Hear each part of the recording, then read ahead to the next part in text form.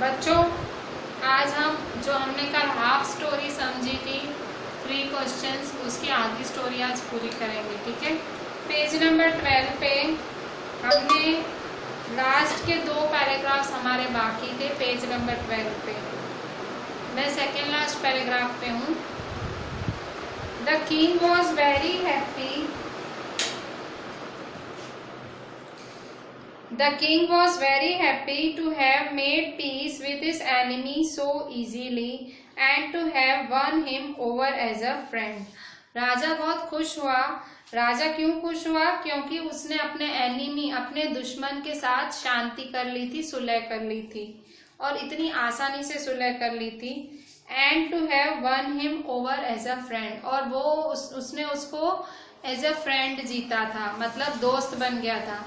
उसका जो एनिमी था, जो राजा का दुश्मन था, अब वो उसका दोस्त बन गया था और राजा की उसके साथ शांति हो गई थी, पीस हो गया था।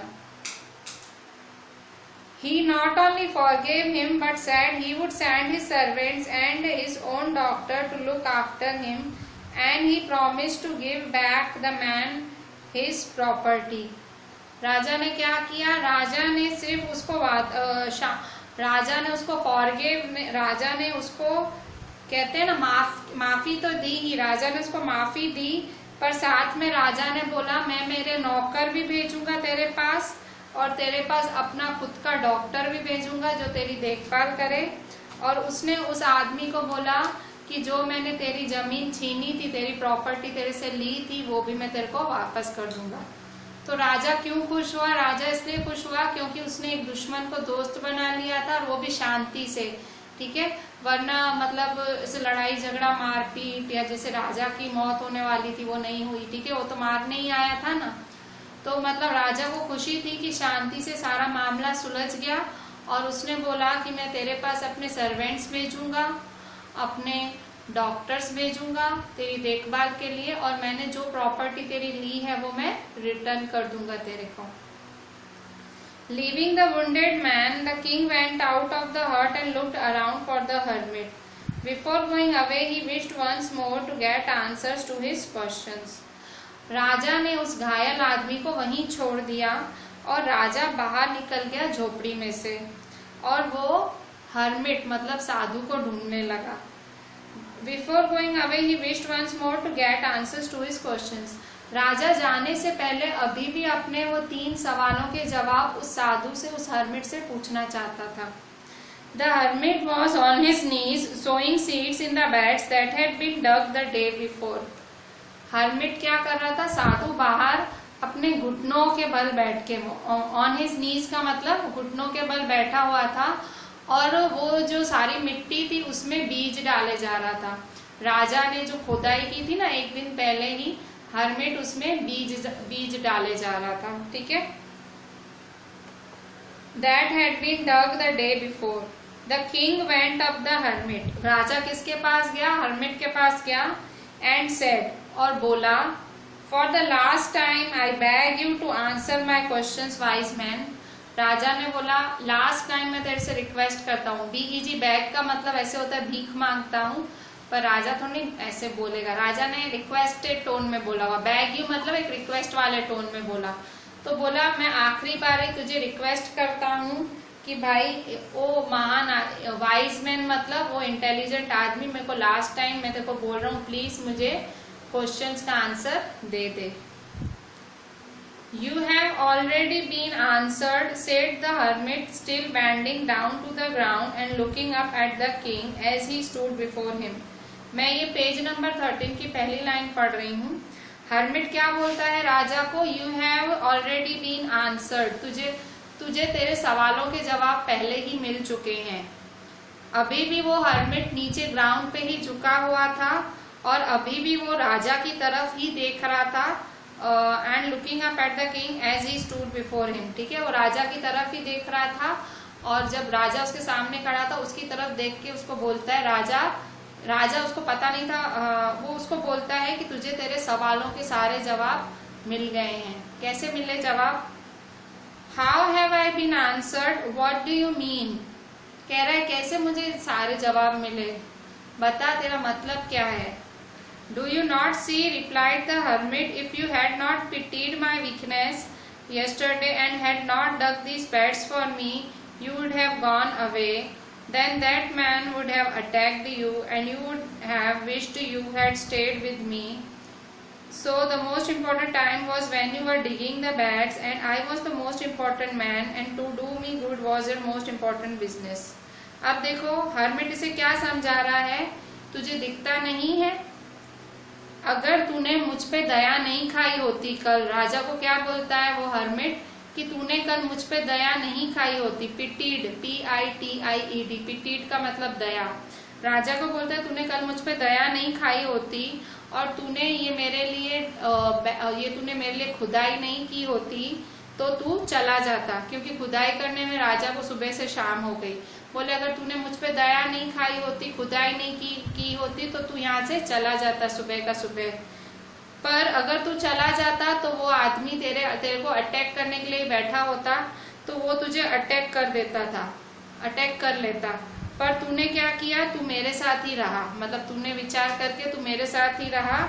तो अभी उसको हर्मिट इसमें ही समझा रहा है। So the most important time, जो सबसे जरूरी मतलब सही टाइम क्या था, उस टाइम सही टाइम क्या था, When you were digging the beds, उस टाइम तेरे लिए सही टाइम क्या था, वो टाइम तेरे लिए सही था जब तू खुदाई कर रहा था, क्योंकि अगर वो टाइम नहीं होता तो वो तो वहां चला जाता राजा और राजा मारा जाता। उसने कहा तो सही टाइम क्या था, जब तू खुदाई कर रहा था। You would have wished you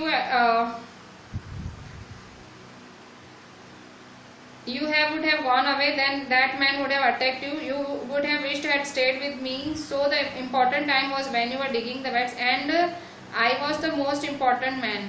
और क्योंकि तू ये सब मेरे लिए कर रहा था, मतलब क्योंकि तुझे मुझसे आंसर्स पता करने थे, तू मेरे लिए कर रहा था, तो उसने सेकंड क्वेश्चन क्या पूछा था कि सबसे इम्पोर्टेंट पर्सन कौन होता है। दूसरा सवाल ये था, तो दूसरा सवाल राजा का दूसरा जवाब क्या था कि मैं हूँ मोस्ट इम्पोर्टेंट पर्सन। उस साधु के बोलने का मतलब क्या होता है, टाइम टाइम पे अलग अलग इंसान इम्पोर्टेंट बन जाते हैं। जैसे अगर आपकी टीचर आपको पढ़ा रही है, ठीक है, आपको टीचर पढ़ा रही है तो उस टाइम इम्पोर्टेंट पर्सन कौन है, आपकी मैडम, ठीक है। इम्पोर्टेंट टाइम कौन सा है, आपकी पढ़ाई का टाइम, ठीक है। पर फिर अभी समझो खाना बन रहा है और आपकी मम्मी आपको खाना खिला रही है, ठीक है, तो फिर से उस टाइम इम्पोर्टेंट टाइम क्या है, खाना खाना, और इम्पोर्टेंट पर्सन कौन हो गई, आपकी मम्मी, ठीक है। तो वो राजा वो जो साधु है उसको समझा रहा है कि टाइम टाइम पे अलग अलग चीज इम्पोर्टेंट होती है, अलग अलग जना इम्पोर्टेंट है। कह रहा उस टाइम जब तू खुदाई कर रहा था तो वो खुदाई के टाइम जो तू एक खड्डा खोद रहा था, खड्डा खोदने के टाइम जो तू खड्डा खोद रहा था वो इम्पोर्टेंट टाइम था, और क्यों मैं तेरे लिए इम्पोर्टेंट पर्सन था क्योंकि उस टाइम तू मेरे लिए कर रहा था। And to do me good was your most important business, और मेरे साथ अच्छा करना वो तेरा सबसे जरूरी काम था, ठीक है। तू मेरे साथ अच्छा करे वो सबसे जरूरी काम था, ठीक है। तो मतलब उसने राजा ने यही पूछा था ना कि टाइम कौन सा अच्छा होता है, किसकी सुननी चाहिए और कौन सा काम वही सबसे अच्छा होता है। तो बोल रहा उस टाइम जो तूने मेरी मदद की वो अच्छा काम था, ठीक है। और afterwards when the man came to us, the most important time was when you were caring for him, because if you had not dressed his wounds he would have died without having made peace with you. So he was the most important man and what you did for him was the most important business. अब साधु कह रहा है, अब इस किस्से में मतलब वो जो किस्सा था जिसमें राजा ने खुदाई की थी, उस किस्से में खुदाई करना इम्पोर्टेंट टाइम था, इम्पोर्टेंट पर्सन वो हर्मिट था, और राजा ने हर्मिट का भला किया, वो सबसे अच्छा काम था उस टाइम। अब फिर से हर्मिट कह रहा है, अब उसके बाद जब ये आदमी दौड़ता दौड़ता हमारे पास आया और घायल होके गिरा और तूने इसकी मदद की, ठीक है, तो वो इम्पोर्टेंट टाइम था। जब तूने इसकी मदद की वो इम्पोर्टेंट टाइम था, और उसके इम्पोर्टेंट पर्सन उस टाइम कौन हो गया, उस टाइम वो आदमी इम्पोर्टेंट पर्सन हो गया क्योंकि उसने राजा ने उसकी मदद की। और उसमें सबसे इम्पोर्टेंट वर्क क्या हो गया, इम्पोर्टेंट वर्क क्या हुआ कि उस टाइम जो राजा ने उसकी मदद की वो इम्पोर्टेंट वर्क हुआ, ठीक है। और साधु क्या बोलना चाहता है, कोई एक टाइम पे जरूरी काम नहीं होता है, अलग अलग टाइम पे अलग अलग जरूरी काम होते हैं, अलग अलग टाइम जरूरी होता है और अलग अलग लोग अलग अलग काम के लिए जरूरी होते हैं। जैसे कि अगर भाई टीचर है उसका काम टीच करना है, डॉक्टर है उसका काम पेशेंट्स को ट्रीट करना है, मतलब हर कोई इम्पोर्टेंट है पर हर किसी के काम अलग हैं। तो वही साधु कह रहा है अलग अलग समय पे हमारे लिए अलग अलग लोग इम्पोर्टेंट बन जाते हैं। ठीक है, remember then there is only one time that is important and that time is now. अब देखो, अब साधु उसको फाइनली समझा रहा है, आंसर दे रहा है। राजा ने पहला क्वेश्चन क्या पूछा था कि सबसे इम्पोर्टेंट टाइम कौन सा है, तो साधु बोलता है जो सबसे इम्पोर्टेंट टाइम है वो नाउ है, अभी। मतलब आप अभी जो कर रहे हो ना वो इम्पोर्टेंट है, अभी आप पढ़ रहे हो, अभी आप पढ़ाई पे ध्यान दे रहे हो, तो ये इम्पोर्टेंट टाइम है आपका। तो important time is now. It is the most important time because it is the only time we have any power to act. अभी वाला समय क्यों सबसे इम्पोर्टेंट होता है, ये सबसे इम्पोर्टेंट टाइम इसलिए होता है क्योंकि इसी समय हम पावर दिखाते हैं, मतलब इसी समय हम कुछ कर सकते हैं। अभी मेरे हाथ में क्या है, जैसे देखो ये टाइम चल रहा है, कोरोना का टाइम है, मेरे हाथ में क्या है कि मैं आपकी हेल्प करूं, मैं कुछ करूं ऐसा कि आपको सहूलियत से, आसानी से आप पढ़ पाओ। ठीक है, तो मेरे लिए इम्पोर्टेंट टाइम क्या है, अभी। ठीक है, मुझे पता नहीं है आगे क्या होना है पर ये मेरे लिए इम्पोर्टेंट टाइम है। ठीक है, बाय चांस आगे सब ठीक हो जाता है, सब खुल जाता है, तो मेरे लिए तब क्या इम्पोर्टेंट टाइम होगा, तब अगर भाई आप लोगों को और कोई डिफिकल्टी हो, आपकी वो डिफिकल्टी सॉल्व करानी, आप लोगों को सोशल डिस्टेंसिंग के साथ बुलाना, आपके हाथ सैनिटाइज कराना, ठीक है, तो वो सब इम्पोर्टेंट होगा। मतलब हर समय का हर टाइम अलग होता है। ठीक है, और हमें नाउ जो समय चल रहा है उसको इम्पोर्टेंस देनी चाहिए, अभी आपको इसको इम्पोर्टेंस देनी है, इस टाइम को। ठीक है, तो this is the important time. ठीक है, तो the most necessary person is the person you are with at a particular moment, for no one knows what will happen in the future and whether we will meet anyone else. और सबसे important person कौन है आपकी life का, मतलब कौन important person है, तो जिस टाइम पे आप जिस आदमी से मिल रहे हो, जैसे इस टाइम पे अगर मैं आपसे मिल रही हूँ तो you are the most important person, क्योंकि अभी मैं आपके लिए काम कर रही हूँ। मुझे नहीं पता है कल क्या होना है, कल कौन जीने वाला है, कौन मरने वाला है, तो most important person this time is you. मतलब जो इंसान आपको एक टाइम पे मिलता है वही आपके लिए इम्पोर्टेंट पर्सन है। ठीक है, The most important business is to do that person good because we were sent into this world for that purpose alone. और तीसरे सवाल का जवाब साधु क्या देता है कि सबसे अच्छा इम्पोर्टेंट काम क्या है, जो आदमी आपके साथ है उसके लिए अच्छा करना, जो आदमी आपके साथ है उसके लिए अच्छा करना, वही इम्पोर्टेंट चीज है। ठीक है, तो मतलब इम्पोर्टेंट टाइम क्या है, नाउ। इम्पोर्टेंट पर्सन कौन है, at this moment, person with us at this moment. और इम्पोर्टेंट, और तीसरा क्या था, इम्पोर्टेंट वर्क क्या है, इम्पोर्टेंट वर्क क्या है, जो काम हम अभी मतलब सामने वाले की भलाई करना। ठीक है, to do good with the, क्यों सामने वाले की क्यों भलाई करनी है, क्योंकि भगवान ने इसीलिए हमें धरती पे भेजा है। ठीक है, कि हम दूसरों की भलाई करें, मदद करें। तो इसने साधु ने ठीक 3 आंसर्स दिए कि important time now, important person the person with you currently, मतलब इस समय जो आपके साथ है। और तीसरा क्वेश्चन था कि इम्पोर्टेंट वर्क कौन सा है, तो इम्पोर्टेंट वर्क सामने वाले की मदद करना उस टाइम, वही इम्पोर्टेंट वर्क है। ठीक है, सो ये चैप्टर एंड हुआ, बहुत अच्छा सीख वाला चैप्टर था। ठीक है, अब हम इसकी एक्सरसाइज करेंगे। पेज नंबर 14 पे, पेज नंबर 14 ये हम एक्सरसाइज करेंगे इसकी। ठीक है, complete the following sentences by adding the appropriate parts of the sentences given in the box. ठीक है, यहाँ 1 2 3 4 5 सेंटेंसेस लिखे हुए हैं, आपको कंप्लीट करने हैं। ठीक है, पहला क्या है, many wise man answered the Kings questions. ठीक है, many wise man answered the Kings questions, उसको मैच करो, किसके साथ मैच करोगे, बट देयर आंसर्स वर, पहले का आंसर क्या होगा, फर्स्ट का आंसर क्या लिखोगे, बट देयर आंसर्स वो बॉक्स में से ढूंढ के लिखोगे, were so very that the king was not satisfied, that the king was not satisfied. ठीक है,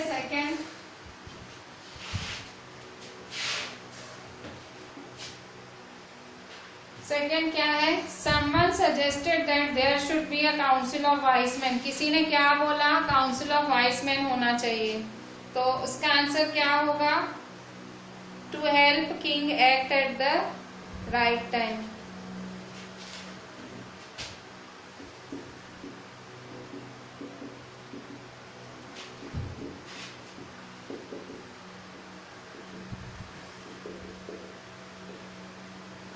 third,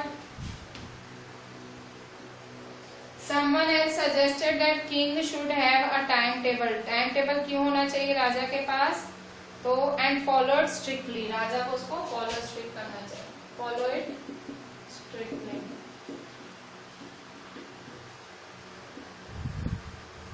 Fourth, the king requested the hermit. king ने क्या रिक्वेस्ट की hermit से, to answer 3 questions, to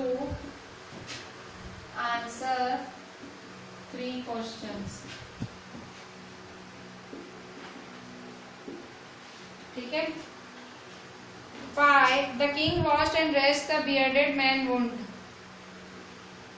but the bleeding would not stop. पर वो खून रुका ही नहीं, bleeding मतलब खून, but the bleeding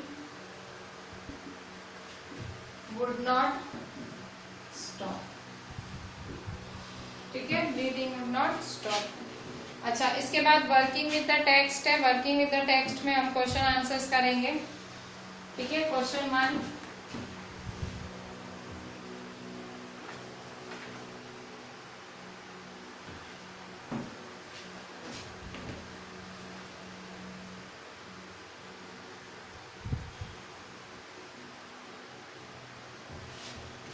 क्वेश्चन 1 क्या है आपका, Why was the king advised to go to magicians? King को क्यों एडवाइस किया गया कि तुम magicians के पास जाओ?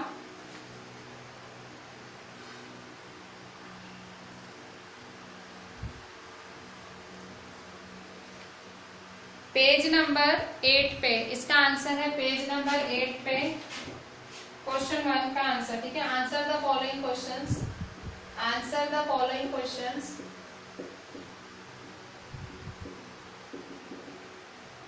फर्स्ट, पेज नंबर 8 पे आपकी एनसीईआरटी में पेज नंबर 8 पे कहां से लिखोगे answer, second paragraph, page number 8 पे सेकेंड पैराग्राफ. सेकेंड पैराग्राफ में थर्ड लाइन से लिखोगे आंसर. थर्ड लाइन से आंसर है, in order to decide the right time for doing something, comma, it is necessary to look into the future and only magicians could do that. The king therefore would have to go to magicians. ठीक है, इसका answer ये लिखोगे, in order से लेके magicians तक. ठीक है, पेज नंबर 8 पे सेकेंड पैराग्राफ से आंसर. ये आपको लिखना है यहाँ सारा, मेरी तरह मत करना. मैं आप इतने छोटे बच्चे नहीं हो, ऐसे मैं एक एक चीज लिखूंगी तो देरी हो जाएगी, हम आगे कर ही नहीं पाएंगे कुछ और. थर्ड लाइन से लिखना है. थर्ड लाइन क्या है, in order to decide, in order to decide the right time for doing the right thing, right time for doing something, it is necessary to look into the future and magicians, last magicians, to go to magicians. कहाँ तक लिखना है ये सारा answer, to go to magicians. ठीक है, उसके बाद सेकेंड क्वेश्चन हम क्या कर रहे हैं, पेज नंबर 14 के क्वेश्चन आंसर्स कर रहे हैं. पेज नंबर 14 के question answers. Second answer, Second answer, in answer to the second question, whose advice did the people say would be important to the king? Second question के answer में किसकी advice king के लिए important थी? तो ये मैंने शायद कल भी कराया था, ये फिर से आया है आपका एनसीईआरटी में भी। तो सेकंड का आंसर कहाँ से लिखोगे? पेज नंबर 8 पे फर्स्ट, सेकंड, थर्ड पैराग्राफ, ठीक है। थर्ड पैराग्राफ में थर्ड पैराग्राफ पूरा, ठीक है। पेज नंबर 8 थर्ड पैराग्राफ सारा होल। कहाँ से लिखोगे? In their answers to the second question, in their answers to the second question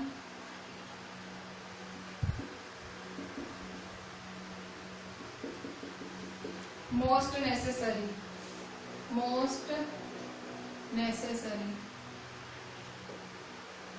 ठीक है।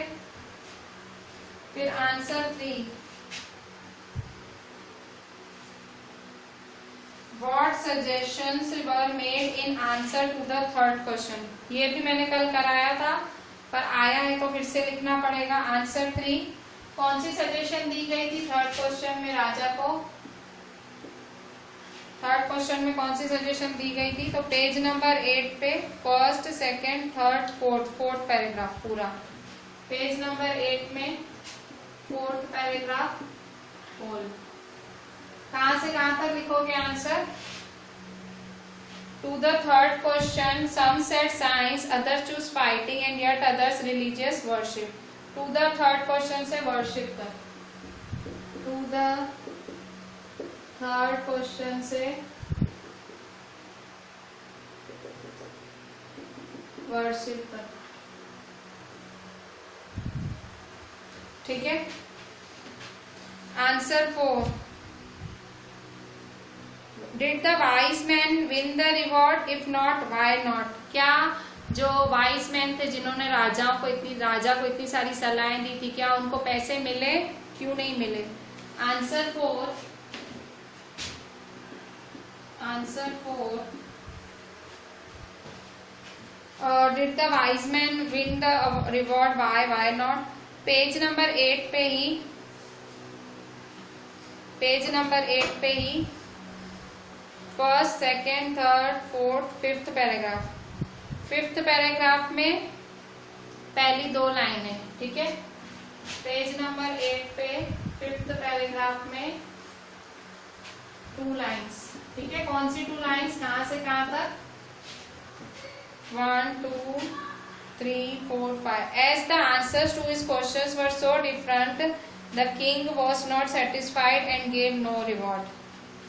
As the answers to his questions, ठीक है, यहां से लेके कहां तक लिखोगे?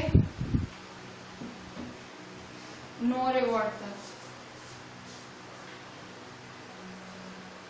ठीक है। अब answer 5, how did the king and the hermit help the wounded man? ठीक है, क्वेश्चन आंसर 5, किंग और हर्मिट ने उस घायल आदमी की सेवा कैसे की? How did the king and hermit help the wounded man? उस घायल आदमी की सेवा कैसे की? तो पेज नंबर 12 पे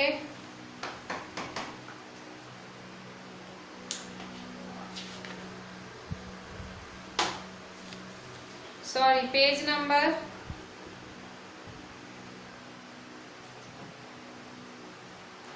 क्वेश्चन क्या है फिर से देखते हैं। क्वेश्चन है how did king and hermit help the wounded man? King और हर्मिट ने वुंडेड मैन की मदद कैसे की?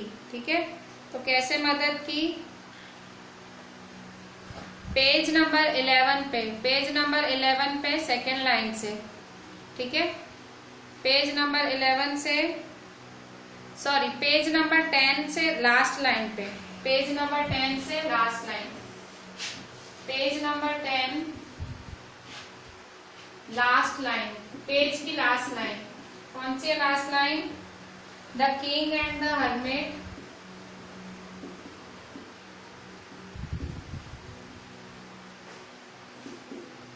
फिर दूसरे पेज पे, रिमूव्ड द मैन्स क्लोथिंग,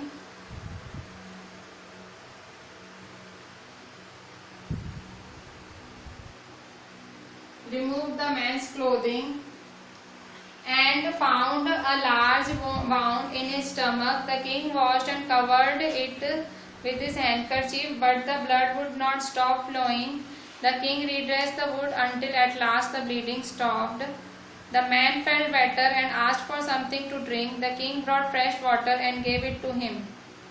ठीक है, फिर by this time the sun had set and the air was cool. The king with the hermit's help carried the wounded man into the hut and laid him on the bed. ठीक है, bed पे लेके गए, laid him on the bed. ठीक है, तो इस तरह से मदद की. कैसे मदद की? दोनों ने उसके कपड़े उतारे, फिर उसका जो वो जख्म था उसको वॉश किया, फिर से उसकी ड्रेसिंग की, फिर उसने पानी मांगा, पानी दिया, फिर उसको अंदर जाके सुला दिया. इस तरह से मदद की. ठीक है, तो सारा यहाँ से यहाँ तक लिखेंगे. इसके बाद question 6, who was the bearded man. ये देखिए, इतना ये सारा मैंने लिखा है, फिर मैं रब करके आंसर 6 लिख देती हूँ. ठीक है, मैं रब करती हूँ.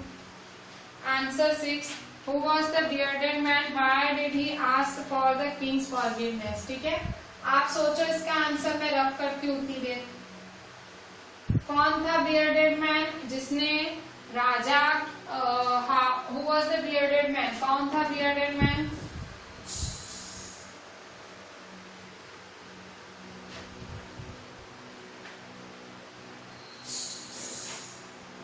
ठीक है, who was the bearded man.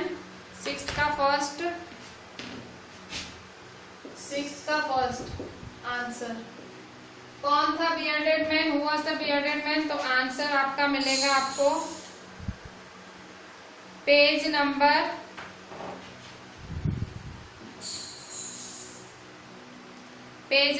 12. Page number 12 में 4th पैराग्राफ है. ठीक है, द बियर्डेड मैन, ये मैं लिखवा देती हूँ. Bearded man was Kings enemy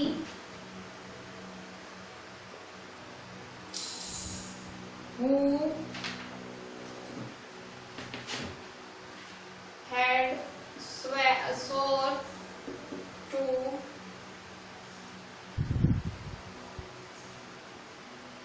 take revenge from king. जिसने कसम खाई थी, who had sworn,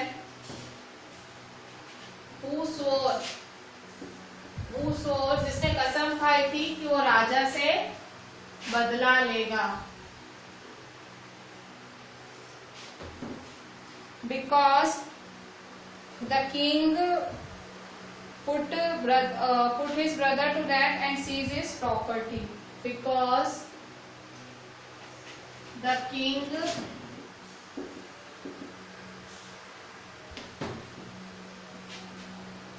put his brother to death and seized his property.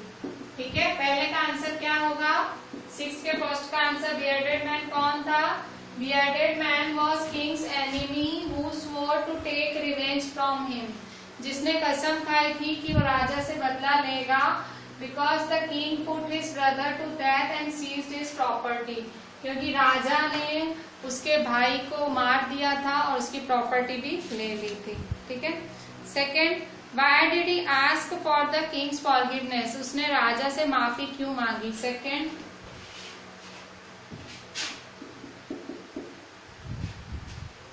Why did he ask for king's forgiveness? उसने राजा से माफी क्यों मांगी? सो आंसर है आपका इसी पेज नंबर 12 पे.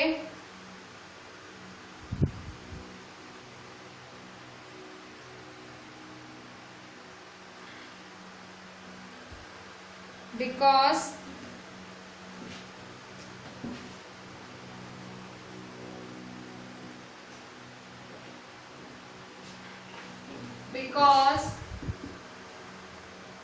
the bearded man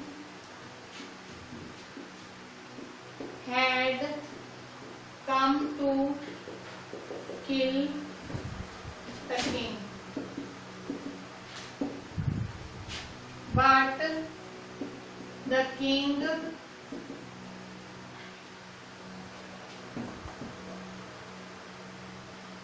dressed his wounds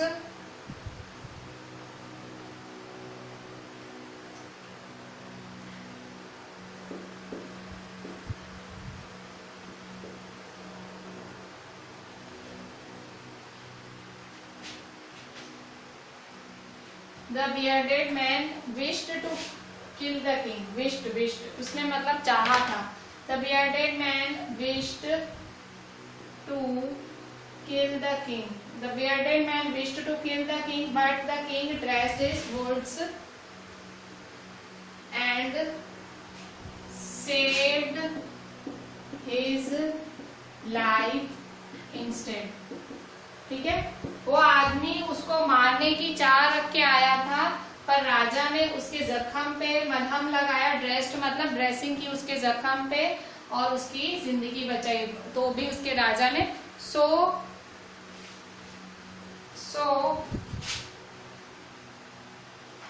he asked for king's forgiveness. ठीक है. लास्ट बिकॉज से नहीं, द से चालू करना. ठीक है. सेकेंड वाला द से चालू करना. So he asked for king's forgiveness. ठीक है. The bearded man wished to kill the king. Bearded man राजा को मारना चाहता था, पर राजा ने उसके जख्म भरे और उसकी लाइफ बचाई. सो इसलिए उसने उसकी माफी मांगी. ठीक है. Next 7th. The king forgave the bearded man. What did he do to show his forgiveness? राजा ने उस दाढ़ी वाले आदमी को माफ कर दिया. उसने उसको अपनी माफी दिखाने के लिए क्या किया? फॉरगिवनेस मतलब किसी को माफ कर देना. तो उसने अपनी भाई मैं तेरे से अब भाई नाराज नहीं, भाई मैंने तुझे माफी दे दी, वो दिखाने के लिए राजा ने क्या किया? तो राजा ने क्या किया?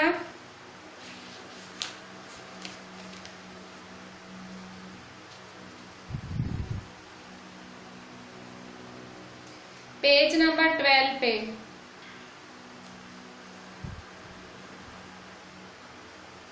पेज नंबर 12 पे सेकेंड लास्ट पैराग्राफ पे थर्ड लाइन. पेज नंबर 12 पे सेकेंड लास्ट पैराग्राफ का मतलब नीचे से दूसरा पैराग्राफ, उसकी थर्ड लाइन. ठीक है. 7th. The king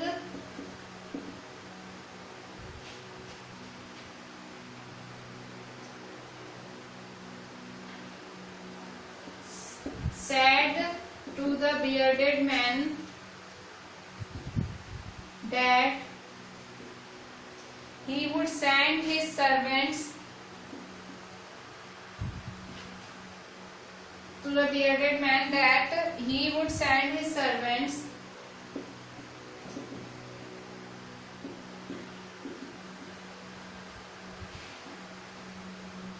and his own doctor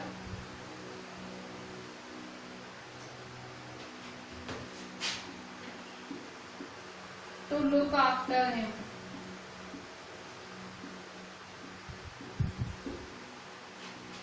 And also he will give back the man his property, and also promised him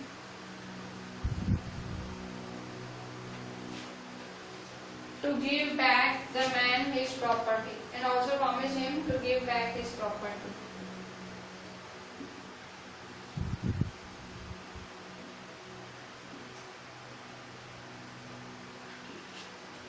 देखो किंग ने क्या बोला बियर्डेड मैन को. किंग ने दाढ़ी वाले आदमी को बोला कि भाई वो उसके पास अपने सर्वेंट्स भेजेगा, अपना डॉक्टर भेजेगा उसकी देखभाल करने के लिए, and also promise him to give back his property.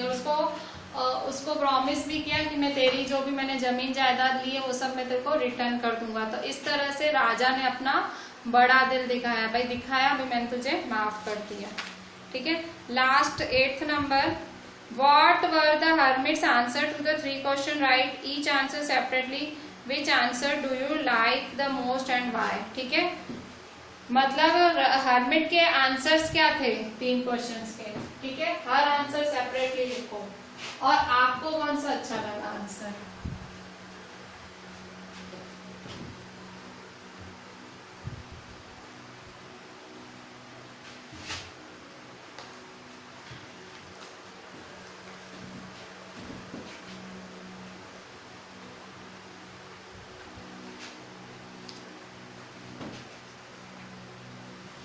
Eighth number देखो, What were the hermit's answer to the 3 questions? Write each answer separately.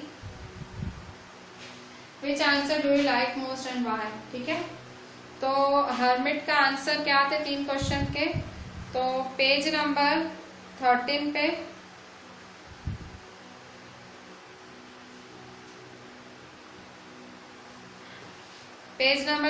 पे second last paragraph,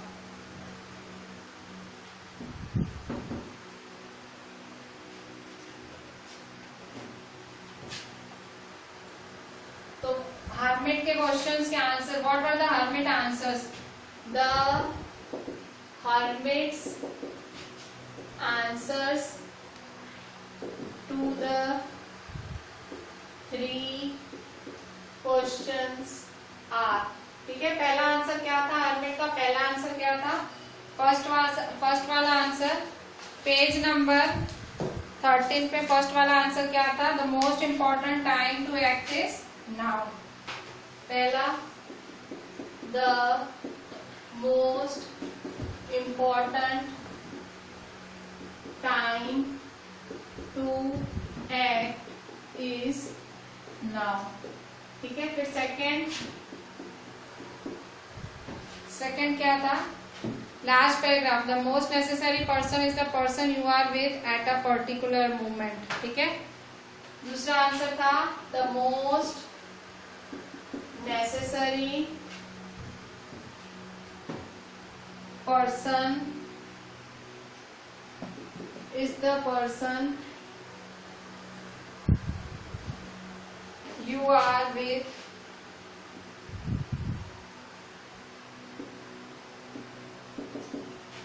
at a particular moment. Third, the most important business is to do that person good.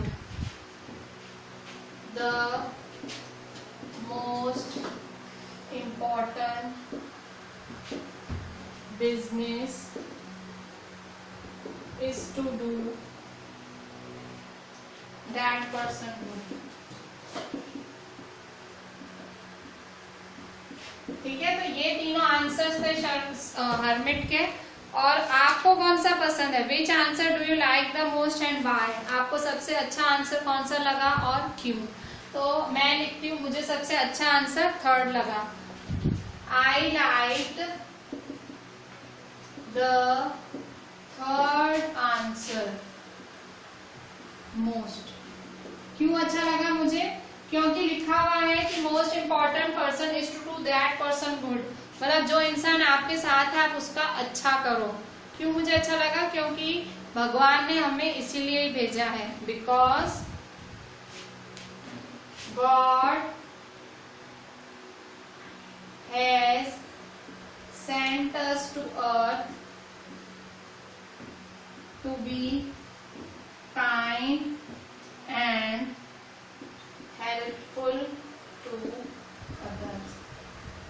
क्यों, क्योंकि भगवान ने हमें धरती पे इसीलिए भेजा है कि हम सबसे अच्छे से रहें और हम सबकी हेल्प करें, ठीक है। आप इंसान होके किसी से अच्छे से नहीं चल सकते हो, आप किसी की मदद नहीं कर सकते हो, फिर आप काय के इंसान, ठीक है। भगवान ने इसीलिए तो हमें धरती पे भेजा है। तो मुझे थर्ड आंसर बहुत अच्छा लगा कि भगवान ने मुझे भगवान ने जमीन पे इसीलिए भेजा है या वर्ल्ड में इसलिए भेजा है कि मैं सबकी मदद करूं और सबसे अच्छे से चलूं। ठीक है, तो मुझे तीसरा आंसर बहुत अच्छा लगा। ठीक है, आपको अगर कोई और अच्छा लगा हो आप अपना लिख लेना, मुझे ये अच्छा लगा। अच्छा, पेज नंबर 15 पे मैच करना है। पेज नंबर 15 ये अच्छे से देख ले, मैंने वैसे कराया तो धीरे धीरे ही है, मेरे ख्याल से मेरे साथ ही लिखा होगा आपने। पेज 15 पे देखें, क्वेश्चन 1 मैच करना है आपको। ठीक है, पेज 15 पे मैच द फॉलोइंग है।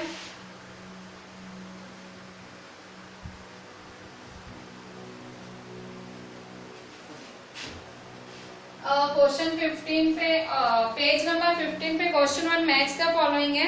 मैं डायरेक्ट सही आंसर लिखती हूँ। इसने इन्होंने क्या किया है, मीनिंग के साथ मिलाई है। पेज नंबर 15, ठीक है, पेज नंबर 15 पे मीनिंग के साथ मिलानी है। First, wounded. वुंडेड का मतलब क्या होता है, घायल। तो घायल कहाँ है, घायल है सीवियरली इंजर्ड। वुंडेड का मतलब घायल, घायल को इंग्लिश में क्या, सीवियरली इंजर्ड। ठीक है, मैं ये राइट आंसर्स लिख रही हूँ। ठीक है, राइट आंसर्स, ये मीनिंग है। ठीक है, मीनिंग वाले राइट आंसर, मीनिंग है, वर्ड मीनिंग है। सेकेंड, अवोक। अवोक का मतलब क्या होता है, जाग जाना। अवोक मतलब जाग जाना। Got up from sleep.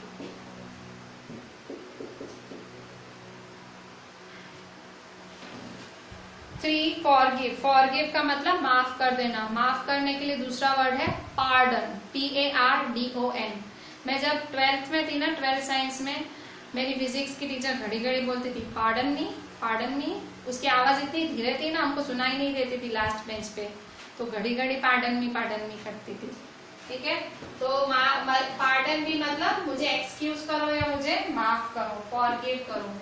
Forgive, pardon. ठीक है, फोर्थ, फेथफुल। फेथफुल का मतलब वफादार। फेथफुल का मतलब लॉयल। फेथफुल मैच करने, मैं तो सीधे सही आंसर ही लिख रही हूँ, आप मैच कर देना। ठीक है, आड़ी टेढ़ी लाइनें बना देना, मैं डायरेक्ट आंसर ही लिख रही हूँ। पिट्टी। पिट्टी का मतलब दया खाना। पिट्टी, दया खाना, किसी के लिए बुरा मानना। तो फील सॉरी फॉर। ठीक है, पिट्टी मतलब feel sorry for. Pity, feel sorry for. ठीक है, सिक्स्थ, बेड्स। बेड्स का मतलब क्या होता है, ग्राउंड पे छोटे छोटे खड्डे करना। ठीक है, beds, small patches of ground for plants. Small patches of ground for plants. ठीक है, और जमीन में छोटे छोटे खड्डे होना प्लांट्स के लिए। Seventh, return. रिटर्न का मतलब गिव बैक, वापस करना। रिटर्न मतलब गिव बैक। ठीक है, तो इस तरह से ये आपके पेज नंबर 15 पे ये मैच विद भी हुआ। ठीक है, इसके बाद नीचे लास्ट क्वेश्चन 2। ठीक है, क्वेश्चन 2 है आपका, each of the following sentences has 2 blanks. Fill in the blanks with appropriate forms of the word given in the brackets. Bracket में दिया हुआ है वो भरना है। ठीक है,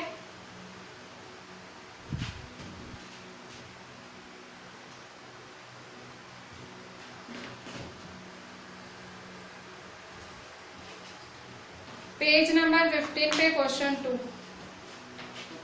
पेज नंबर 15 क्वेश्चन 2 क्या करना है, फिल इन द ब्लैंक्स। ठीक है, फर्स्ट, अच्छा, he has promised, he has blank. First नहीं दिया हुआ है उन्होंने, पहला ही हैज ब्लैंक। अच्छा, इन्होंने आंसर करा हुआ है। देखो, पहला वाला तो आंसर इन्होंने किया ही हुआ है, क्वेश्चन का आंसर किया ही हुआ है।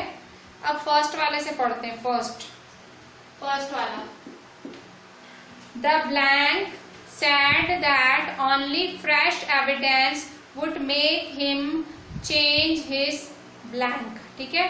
आपको जज वर्ड यूज करना है, जज वर्ड आपको दोनों जगह पे यूज करना है।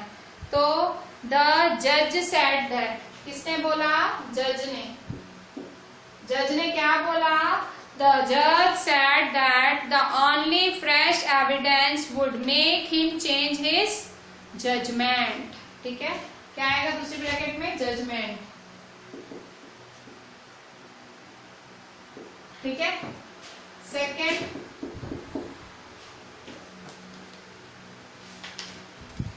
I didn't notice any serious blank of opinion among the debaters, although they blank from one another over small points. Differ. I didn't notice any serious difference of opinion. Difference of opinion. Difference of opinion among the debaters, although they differ from one another. They differ. Also they differ from one another. ठीक है। Third, it's a fairly simple question to blank, but will you accept my blank as final? Third, answer को set करना है अंदर। It's a fairly simple question to answer. ठीक है, answer करने के लिए ये बहुत ही सिंपल क्वेश्चन है। But will you accept my answers?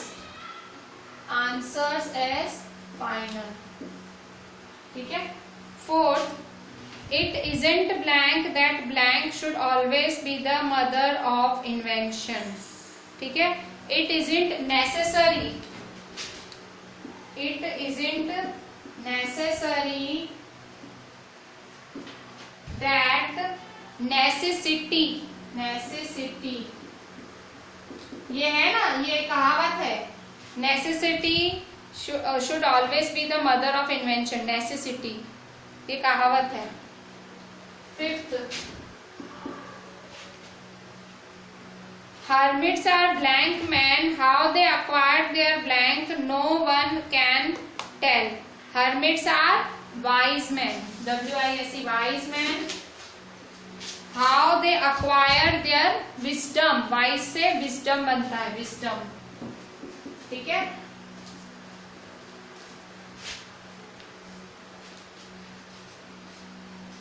Sixth, the committee has blank to make Jagdish captain of the team.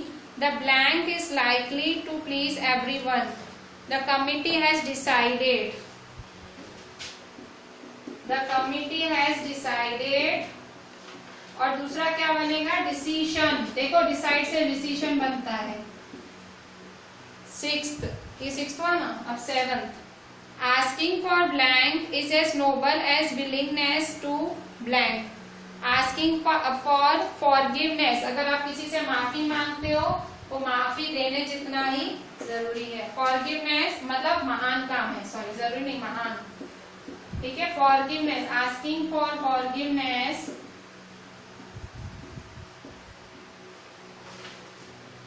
is as noble as willingness to forgive। जितना आप माफ करना चाहते हो उतना आपको माफी देनी भी चाहिए। ठीक है। सो इधर हमारा ये चैप्टर पूरा होता है और आपको जितना भी मैंने बोला है लिखना है वो मुझे अच्छे से लिख के भेजना है। क्वेश्चन आंसर स्टिक कराएं पर आपको पूरे अच्छे से लिखना है। ठीक है। और ये एक्सरसाइज है, जैसे ऐसी वाली एक्सरसाइज है, ये भले आप टेक्स्ट बुक में ही लिख के मुझे व्हाट्सअप करना, खाली क्वेश्चन आंसर्स मुझे नोटबुक में लिख के व्हाट्सअप करना। ठीक है। पर मेरे को जरूर अच्छे से लिख के भेजना। चलें, थैंक यू।